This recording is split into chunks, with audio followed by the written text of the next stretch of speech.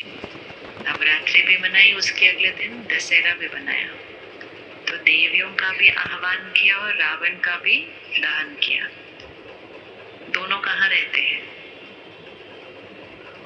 देवियां कहाँ रहती है, मतलब वो दिव्यता कहाँ रहती है? वो दिव्यता आई या नहीं आई? कहाँ से आह्वान किया? देखो, त्योहार भी पता खत्म हो गया। हम कितनी बार कितना कुछ बस करते जाते हैं, उसको पॉज करके चेक नहीं करते हैं कि हम क्या कर रहे हैं, उसके पीछे का मीनिंग क्या है। क्योंकि जब तक उसका मीनिंग पता नहीं होगा, वो त्योहार से शक्ति नहीं मिलेगी। त्योहार पता कैसे होता है? ये घड़ी है, इस पे अलार्म लगता है। त्योहार एक अलार्म क्लॉक की तरह होता है। आजकल तो हम फोन पे अलार्म लगाते हैं ना, लेकिन फिर भी एक जमाने पे इस पर लगाया करते थे। अलार्म क्यों लगाते हैं हम? ताकि ये बजेगा और हम क्या हो जाएंगे? जग जाएंगे, जागरण हो जाएगा। अलार्म के साथ 3 ऑप्शन होते हैं। एक, अलार्म बजा और हमने क्या किया? बंद किया और सो गए। दूसरा, अलार्म बजा और हम क्या हो गए? उठ गए। और तीसरा, अब रोज रोज अलार्म लगाने की जरूरत ही नहीं लगती, बिना अलार्म के भी उठ जाते हैं। भारत की संस्कृति में हर थोड़े थोड़े दिन के बाद ऐसे खास दिन आते हैं, फिर त्योहार आते हैं। यह अलार्म होता है हमें जगाने के लिए कि जिस तरह हम जीवन जी रहे हैं उसमें से जागने की जरूरत है, अंधकार में जी रहे हैं। तो एक होता है अलार्म बजा, आवाज हुई, फिर सो गए, मतलब त्योहार आया, कुछ दिन के लिए उमंग, उत्साह, खुशी, मिठास, सबके साथ प्यार से बातें, सब कुछ, सात्विकता, पूजा पाठ, सब कुछ, जागरण। थोड़े दिन के बाद वैसे के वैसे वापस, मतलब अलार्म बजा और उसके बाद शोर मचा, थोड़ा सा आवाज आई, उठे, फिर उसके बाद सो गए। दूसरा, अलार्म बजा, त्योहार आया, सात्विकता की, पवित्रता, शुद्धता लाई जीवन के अंदर, दिव्यता का आह्वान किया। 9 दिन पूरे हो गए, लेकिन हमने अपने जीवन को उसी विधि से जारी रखा। वो होता है अलार्म बजा और उठ गए, वापस नहीं सोए। लेकिन एक होता है कि अब अलार्म की जरूरत नहीं है, त्योहार का इंतजार करने की जरूरत नहीं है।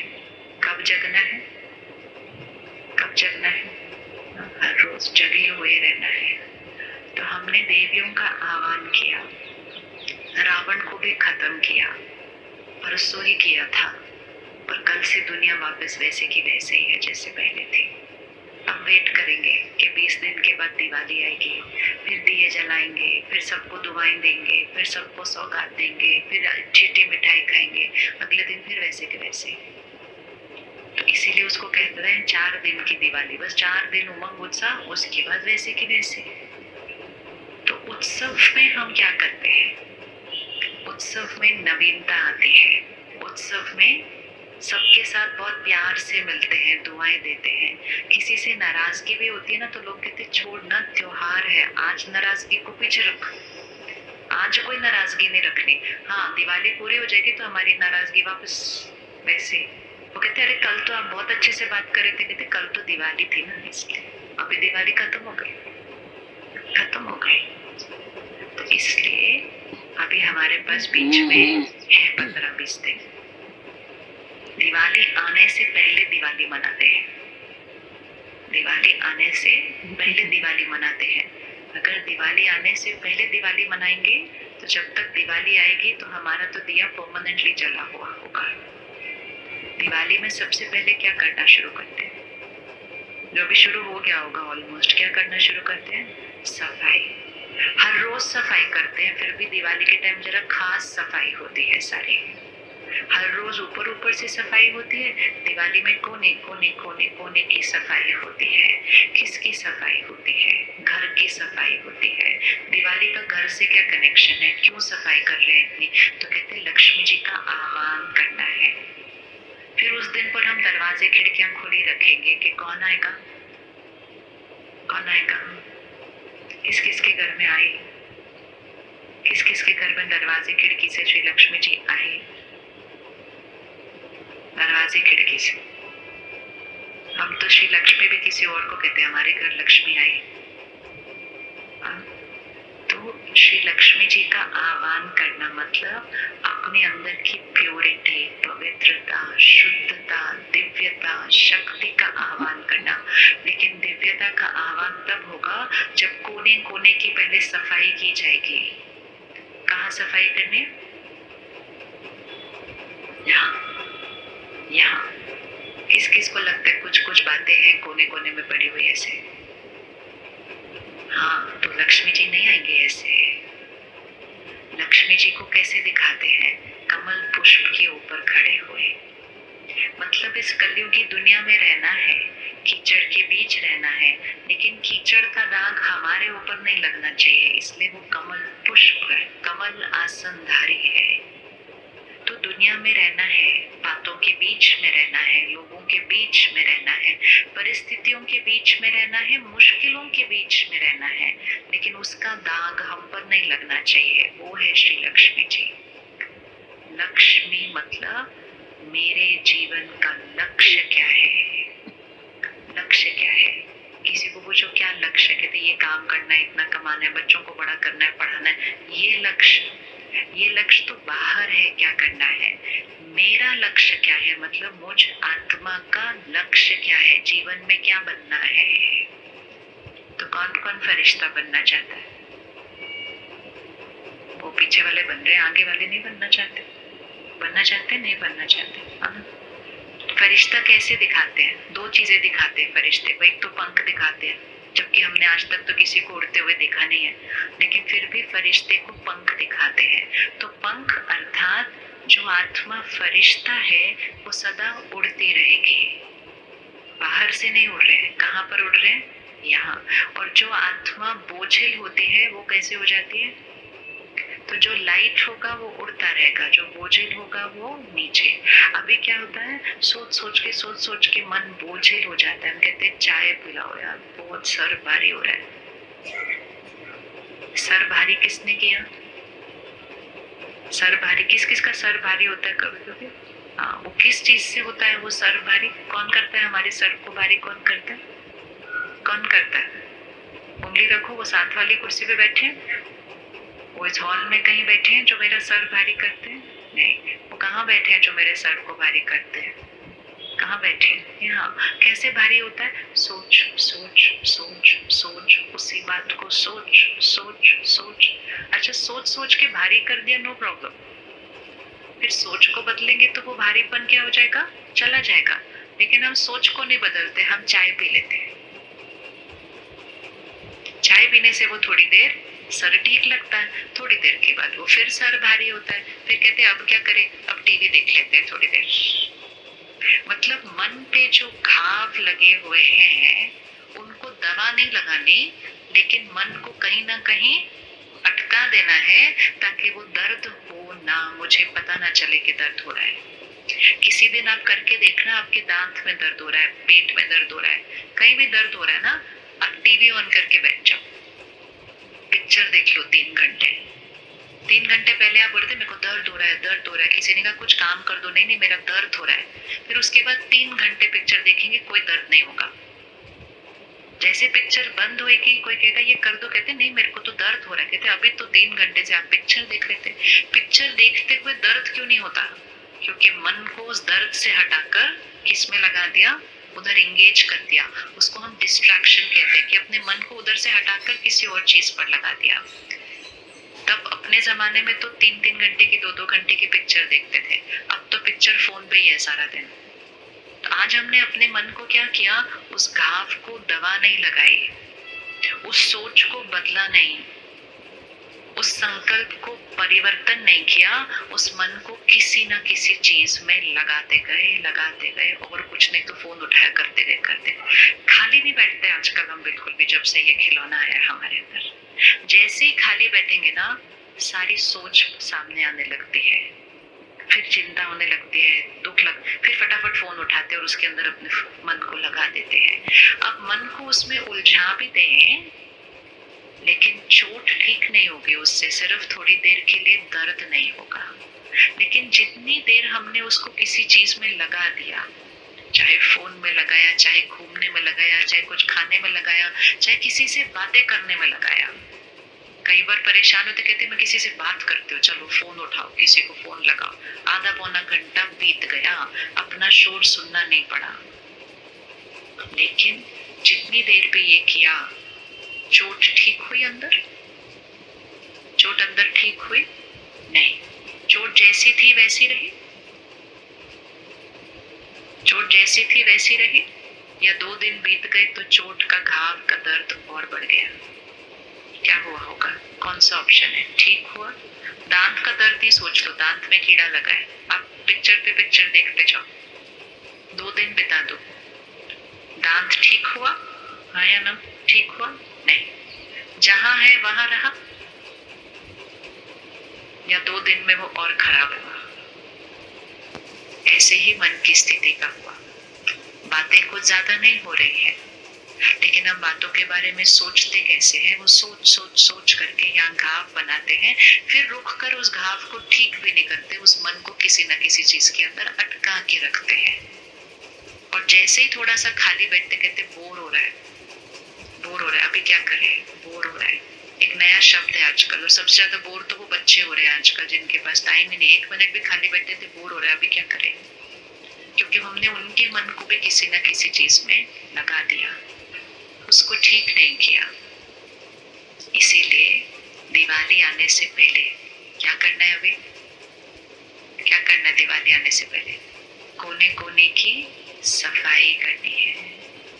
अलमारी देखो तो सही है कैसी, मोटा मोटा ही देख लेते हैं, छोटा छोटा देखेंगे तो धीरे धीरे देखेंगे अगले 10 दिन में। मोटा मोटा चेक करो, सिर्फ बड़ी बड़ी चीजें तो एकदम से दिखाई देती है ना अलमारी में, जो बड़ी होती है, छोटी कोनों में बड़ी होती है। छोटे छोटे दाग तो बहुत नजदीक कोने में जाकर दिखता है, लेकिन खोलते ही अलमारी मोटी मोटी बड़ी बड़ी चीजें तो इमीडिएटली दिख जाती है। तो अपने मन रूपी अलमारी को खोलो, क्या कोई बड़ी बात भी वहां रखी हुई है? कोई बड़ी बात जो आत्मा की शक्ति को क्या कर रही है? घटा रही है, जो मेरे मन को तंग करती जाती है। जब भी वो याद आते हैं, दर्द अपने आप होने लगता है, कुछ करना भी नहीं पड़ता है। मोटी मोटी बात चेक करना, दूसरों की नहीं चेक करनी, अपनी चेक करनी है। क्या मेरे पास मन पर कोई बड़ी मोटी बात, जो मतलब मुझे याद है, ऐसी वाली बात है कोई? इसकी सफाई शुरू करते हैं आज। वो मन में वो जो बात जो रखी है, वो किसने रखी?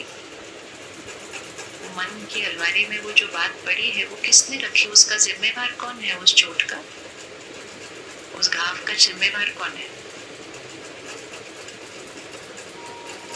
उस घाव का जिम्मेवार कौन है? किसका नाम याद आता है? क्योंकि उस चोट के साथ उस व्यक्ति का नाम भी रखा होगा, साथ में लेबल भी तो उस व्यक्ति का नाम होगा उस चोट के। सबसे इजी और सहज चीज, अपने मन की स्थिति का जिम्मेवार किसी और को ठहराना, और उनको ही अपने घाव का कारण ठहराना, और उस घाव को पकड़ के रख लेना, कहना उन्होंने किया ही ऐसे था। दर्द तो, लाइन पूरी करें, दर्द तो अच्छे से, दर्द तो किसने दिया? दर्द उन्होंने दर्द दिया, उन्होंने दुख दिया, उन्होंने अपमान किया। किस किस का अपमान हुआ है कभी? आपके शहर में कोई अपमान नहीं होता आपका? वो है ना, देख लेना, क्योंकि वो भी पड़ा हुआ है घाव उधर। यहाँ बहुत बहुत सारे घाव हैं। अगर यहाँ के घाव ना होते ना, हम निरंतर उड़ते रहेंगे सारा दिन खुशी के अंदर। क्यों घाव पड़ते हैं? क्योंकि लोग हमारे अनुसार नहीं होते हैं। वो कुछ भी आकर कुछ भी कहकर चले जाते हैं। हमने जो सोचा नहीं था वैसा कर देते हैं। और वो लोग कोई अड़ोसी पड़ोसी नहीं, अपने घर के भी लोग होते हैं, परिवार के भी होते हैं या नहीं होते। अपमान कैसे करता है कोई हमारा अपमान? एग्जाम्पल दे, हमारा अपमान कोई कैसे करता है? ऐसा कोई बैठा जिसके लिए किसी और ने कहा आपने मेरा अपमान किया है? हाँ। अब अपने आप से पूछिए, जिसने आपके लिए कहा कि आपने उनका अपमान किया है, क्या आपने सच में सोच समझ के उनका अपमान किया था? नहीं किया था। आपने क्या किया था? आपको जो सही लगा था बस वो बोल दिया था। लेकिन हमारा सही किसी और ने क्या कहीं कर रिकॉर्ड कर दिया अपने यहाँ कि उसने मेरा अपमान किया। अपमान किया मुझे मतलब सम्मान नहीं दिया। तो सम्मान का ऑपोजिट अपमान, मान का ऑपोजिट अपमान। मान शान की आदत है, महिमा की आदत है। महिमा बहुत अच्छी लगती है और धीरे धीरे तो महिमा की जरूरत भी लगती है। और जब महिमा की आदत पड़ जाती है तो थोड़ी सी भी निंदा, थोड़ा सा भी ऐसा शब्द हमारे पास सहन करने की आदत नहीं होती। तो परमात्मा हमें एक बहुत प्यारी लाइन सिखाते हैं, निंदा स्तुति, निंदा स्तुति, जय पराजय, सुख दुख, तीनों में एक समान। कैसे? निंदा स्तुति, जय पराजय, सुख दुख एक समान। वो पुराने जमाने की घड़ी होती है ना, पेंडुलम होता था जो ऐसे घूमता था ऐसे। हाँ, तो वो पेंडुलम कहाँ होना चाहिए? सेंटर पर। इसमें हाथ रखिए एक बार, देखें कैसे होता है। ऐसे एकदम सेंटर, मतलब एक रस। अब अगर सोचो, अगर अभी अभी कोई आए और आपको कहे आप बहुत अच्छे हो, आप बहुत अच्छे हो, आप बहुत अच्छे हो, मेरे को आपके साथ ही रहना है, मुझे आपके साथ ही बात करनी है, तो हमारा पेंडुलम किधर घूमने लग जाता है? धीरे धीरे धीरे धीरे महिमा महिमा महिमा महिमा बहुत अच्छी लगने लगती है। अब डिपेंड करता है वो कितनी अच्छी लगती है आपको। लेकिन रिस्क ये है, अगर महिमा में हम इधर चले जाते हैं, कोई आकर कहता मैं 1 मिनट भी आपके साथ नहीं बैठ सकता, फिर पेंडुलम किधर चला जाएगा? फिर इधर चला जाएगा। तो ध्यान निंदा में नहीं रखना है, ध्यान निंदा में नहीं रखना है, ध्यान अपमान होने के टाइम नहीं रखना है। ध्यान रखना है जब महिमा मिलती है, ध्यान रखना है जब मान मिलता है। तो हमेशा याद रखना है, दूसरा जो कह रहा है वो किसके संस्कार के थ्रू कह रहा है? दूसरा जो कह रहा है वो किसके संस्कार के थ्रू कह रहा है? वो अपने संस्कार से कह रहा है। सिस्टर, आपने ग्रीन साड़ी पहनी है ना, 1 मिनट आप खड़े हो जाओ। हाँ, अभी देखो, उन्होंने बहुत प्यारी ग्रीन कलर की, हरे रंग की साड़ी पहनी है। क्या सबको वो साड़ी एक जैसी? चलो भाई छोड़ दो, बहनों को पूछती, बहना सबको, आपको वो साड़ी सबको एक जैसी अच्छी लगेगी? हाथ उठाओ, सबको एक जैसी अच्छी लगेगी? नहीं, किसी को वो बहुत अच्छी लगेगी, किसी को वो अच्छी लगेगी, किसी को वो ठीक ठाक लगेगी, किसी को वो थोड़ी सी अजीब लगेगी, और किसी को वो बिल्कुल कैसे लगेगी? बेकार लगेगी। इज दैट ओके कि किसी को बहुत अच्छी लगे और किसी को बहुत अच्छी ना लगे और किसी को बिल्कुल अच्छी ना लगे? क्या ये ठीक है बात? क्या ये बात ठीक है? नॉर्मल है ये? पक्का? हाँ, ऐसे हो सकता है कि किसी को बिल्कुल अच्छी नहीं लगे जो आपको इतनी अच्छी लगी।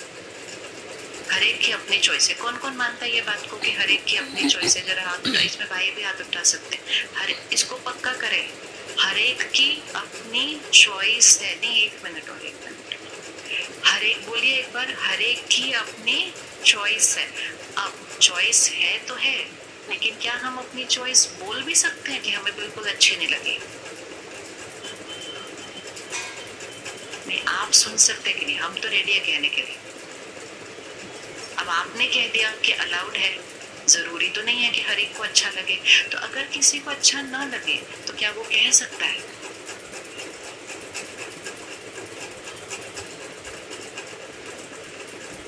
चेक करो, चेक, कुछ भी नहीं है, बहुत इजी है। हम सब ने हाथ उठाया, हर एक की अपनी चॉइस है। तो क्या लोग अपनी चॉइस कह सकते हैं कि नहीं कह सकते? कह सकते हैं, पक्का? अब हाथ उठाओ, कौन रेडी है कि हर एक अपनी चॉइस कह सकता है? ओके, अब अगर किसी ने कहा ये साड़ी बिल्कुल अच्छी नहीं है, क्या आप अपने पेंडुलम को सेंटर में रख सकते हैं सिस्टर? अब इसमें क्या ट्राई करने का बचा? आपने अभी कहा नॉर्मल है, सबको क्यों अच्छा लगना चाहिए?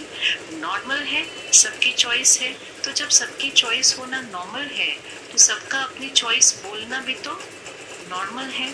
तो फिर सुनने के टाइम क्या प्रॉब्लम आ रही है? सुनने के टाइम क्यों मुश्किल लग रहा है? सोचो, हर एक सोचो, कौन कौन रेडी है कि किसी ने भी आकर आपको बोला आपने जो पहना है वो बेकार, आपने जो किया वो बेकार, आपने जो खरीदा वो बेकार, आपकी गाड़ी बेकार, आपका घर बेकार, कौन सुनने के लिए रेडी है? सिंपल, अपने आप को उस टाइम सिर्फ एक ही चीज बोलना, सबकी अपनी अपनी चॉइस है और हर एक को सच बोलना चाहिए, झूठी महिमा हमको चाहिए नहीं। आजकल हमारे पास सच सुनने की ताकत नहीं है तो हम कहते झूठी महिमा करें, लेकिन महिमा करें तो मेरे मन की शक्ति किस पर टिकी है? दूसरों के झूठ सुनकर अपने आप को खुश करने पे टिकी हुई है। वो सामने वाला फिर उसको, अगर मेरे को पसंद ना आ रही हो और मेरे को झूठ बोलना तो मैं ज्यादा बोलती हूँ, बहुत अच्छी है, पता है इतनी अच्छी तो मैंने कोई साड़ी नहीं देखी, आपने कहाँ से ली, अगली बार आप मुझे भी। क्योंकि इतनी ज्यादा महिमा क्यों कर रहे हैं? जो इतनी ज्यादा कर रहे होते हैं ना वो कुछ छुपा रहे होते हैं पीछे, क्योंकि हमारे पास सच सुनने की ताकत नहीं होती है। आज से अपने आप को कह दो मुझे पता है सबकी चॉइस है, बोलिए सबकी चॉइस है और हर एक मेरे साथ सच बोले। यहाँ अपने ही शहर के लोग बैठे हैं ना सारे, तो सबको बोल दो मेरे साथ सच बोलो, मेरे पास सच सुनने की ताकत है। राइट? हाथ उठाओ, कौन कौन राइट? आपकी गाड़ी गलत, आपका मकान गलत, आपका काम गलत, आपका फोन गलत, आपकी ड्रेस गलत, सब कुछ गलत, सुनने की ताकत है। Very good. आप गलत, आप बुरे, सुनने की ताकत है। अच्छा एक बात बताओ सिस्टर, आपकी साड़ी सबको नहीं पसंद आ सकती क्योंकि हर एक की अपनी अपनी चॉइस है, राइट? आप सबको पसंद आ सकते? नहीं पसंद आ सकते। क्यों नहीं आ सकते? क्योंकि सबकी अपनी अपनी चॉइस है या नहीं है? सबकी अपनी अपनी चॉइस।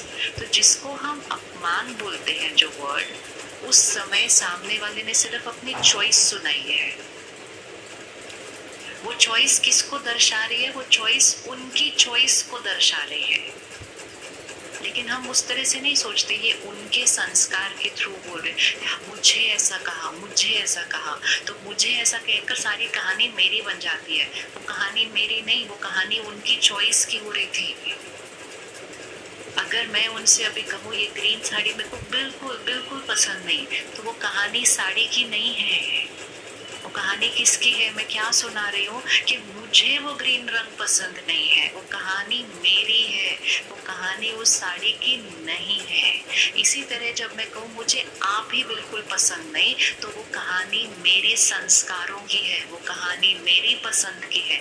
वो तो जो है वो है, लेकिन हम उस बारे में नहीं सोचते कि मेरे को ऐसा कह दिया, पर ये सोच सोच के एक कटोरा लेके पूरी दुनिया के सामने घूमते रहते हैं मेरे बारे में अच्छा बोलो। फिर लोगों को भी पता है तो वो झूठा झूठा बोलेंगे, इतने अच्छे लग रहे हो आप, इतने अच्छे लग रहे हो आप, इतने अच्छे लग रहे हो। इतना बोलना पड़ता है कि सामने वाले को भी दिखाई दे देता है कि सच नहीं बोल रहे, लेकिन फिर भी झूठ सुनकर अच्छा लगता है, क्योंकि कम से कम महिमा तो कर रहे हैं ना। ठीक है बहन, पक्का ना? अगली बार किसी ने बोला कि आपकी साड़ी अच्छी नहीं, आप स्माइल करेंगे ना इस तरह से? पक्का ना? देखो 1 मिनट में तो उनका तो होमवर्क हो गया, उन्होंने कहा पक्का मैं तो स्माइल करूंगी। और उतना ही अगर किसी ने कहा ना मुझे आप अच्छे नहीं लगते, तो ऐसे ही स्माइल करना, मन में सिर्फ एक ही बात करना, ये आपकी चॉइस है। इसका मतलब ये नहीं है कि हम परफेक्ट हैं, इसका मतलब ये नहीं है कि हम परफेक्ट हैं, लेकिन हमारे पास कुछ विशेषताएं हैं जो हमें पता है, हम उनको यूज करते हैं। हमारे पास कुछ कमजोरियां हैं जिन पर हम काम कर रहे हैं, लेकिन आप मुझे पसंद करते हैं या नहीं करते, वो आपकी विशेषता और कमजोरी के आधार पर है, वो स्टोरी मेरी नहीं है। तो फिर अगर कोई हमारे से कुछ ऐसा कहे, उस समय मुझे अपने मन को शांत रखना है, तो उसके लिए मुझे एक सोच तैयार करके रखनी पड़ती है। क्या सोचेगी उस व्यक्ति? चलो मैंने आपको बोल दिया मुझे आप पसंद नहीं, क्या थॉट क्रिएट करनी है जिससे मन की स्थिति बिल्कुल कैसी रहे? स्टेबल। जब हमने कहा साड़ी पसंद नहीं तो आपने इमीडिएटली क्या स्माइल करके क्या बोला, कोई बात नहीं, ये आपकी चॉइस है। और आपने तो एक और बहुत प्यारी लाइन कही, आपने कहा ये तो नॉर्मल है। कौन कौन मानता है ये तो नॉर्मल है कि अलग अलग पसंद होगी? ऐसे कैसे हो सकता है सबको सेम कलर पसंद होगा, राइट? अब एक मिनट पे आप बैठ जाओ, शुक्रिया। कौन कौन मानता है सबको अलग अलग रंग पसंद होते हैं? Very good. खाने में सबको अलग अलग चीजें पसंद होती है, म्यूजिक सबको अलग अलग पसंद होता है, घूमने का जाते हैं सबको अलग अलग पसंद होती है। ऐसे ही संस्कार भी सबको अलग अलग पसंद होते हैं, ये नॉर्मल है। और कई बार जो संस्कार उनको पसंद है, हो सकता है वो संस्कार मेरे पास नहीं है। और कई बार मेरे पास बहुत अच्छा संस्कार है लेकिन मेरा अच्छा संस्कार उनको प्रॉब्लम देता है। तो वो प्रॉब्लम किसकी है? तो वो प्रॉब्लम किसकी? वो प्रॉब्लम उंगली रखो, वो प्रॉब्लम किसकी है? वो प्रॉब्लम उनकी है। और मोस्ट इम्पोर्टेंट ये याद रखना, ये नॉर्मल है, ये नॉर्मल है कि